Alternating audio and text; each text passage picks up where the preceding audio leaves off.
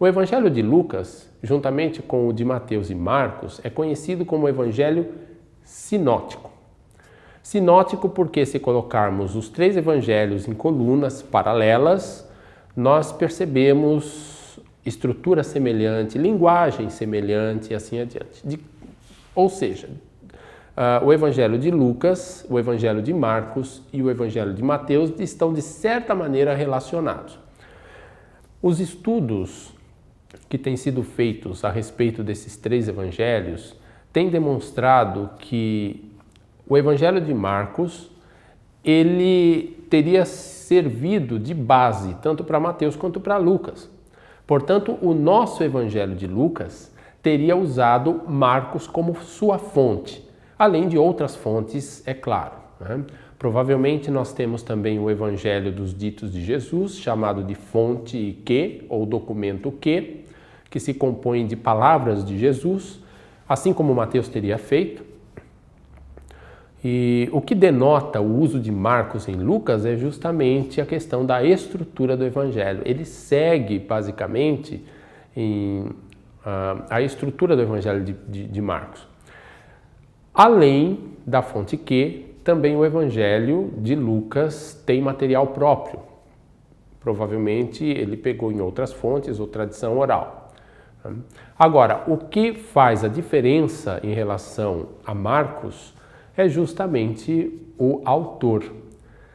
O autor do Evangelho de Lucas, vamos chamá-lo de Lucas por conta da tradição, ele não é um compilador, ele não está apenas copiando textos, colando Marcos. Ele está usando Marcos, usando a fonte Q, usando outros materiais e tradições, mas reelaborando tudo isso de acordo com sua ótica, sua visão, sua teologia. E é nesse sentido que temos em Lucas um autor, assim como temos em Mateus também outro autor. Há diferenças por conta de ênfase entre Lucas e Mateus.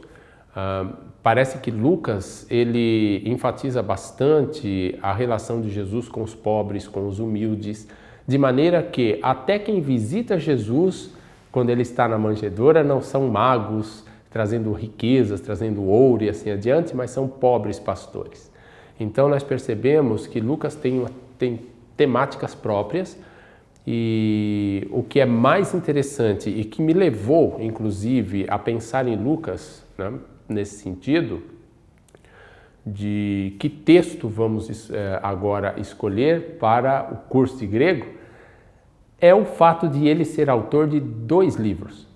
Ele é autor do Evangelho segundo Lucas e autor do livro de Atos.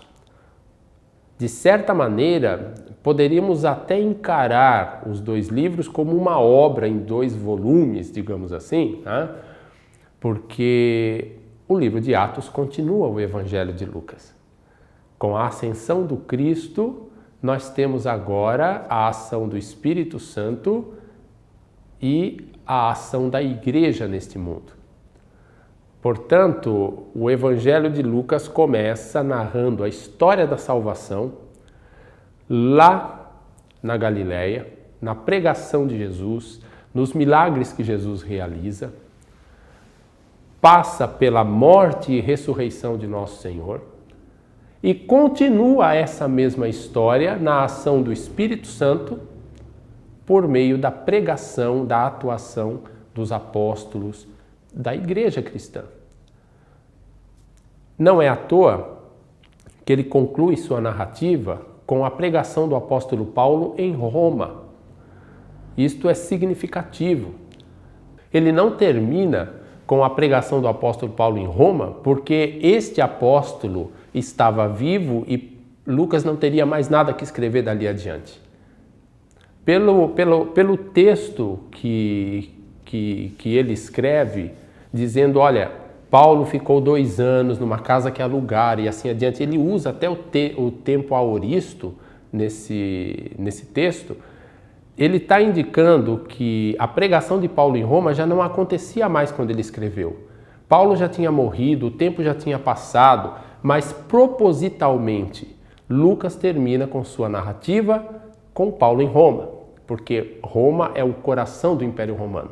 Se você olhar o começo do livro de Atos, nós temos lá na fala de Jesus aos apóstolos: vocês serão minhas testemunhas em Jerusalém, na Judéia, Samaria, até os confins da terra. Se perceberem a estrutura do livro de Atos, é mais ou menos isso que vai acontecer. Primeiramente a narrativa dos apóstolos em Jerusalém e Judéia, depois a evangelização de Samaria e depois a evangelização do mundo grego ou greco-romano com Paulo, até ele chegar no coração do Império Romano, a cidade de Roma. Portanto, nós temos aí uma grande história em Lucas, e é por isso que nós vamos começar com o Evangelho e depois passar adiante com o livro de Atos. Porque essa grande história da salvação não é apenas uma história que terminou com a pregação de Paulo em Roma. Isto é simbólico e significativo no texto de Lucas. A grande, digamos assim, a grande história da salvação, começando com a pregação de Jesus, com a ação de Jesus, sua morte e ressurreição, perpassa a atuação dos apóstolos e da igreja e, de certa maneira, chega até nós hoje. Essa história continua em nossa vida, em nossa pregação do Evangelho e até o final dos tempos. Então, vejam como a obra de Lucas é magistral, né? O motivo de escolhermos Lucas, portanto, é algo um tanto, digamos, prático, né? Lucas tem continuidade em Atos, mas também percebamos o seguinte, que Atos tem continuidade conosco. Bons estudos, bom curso para você.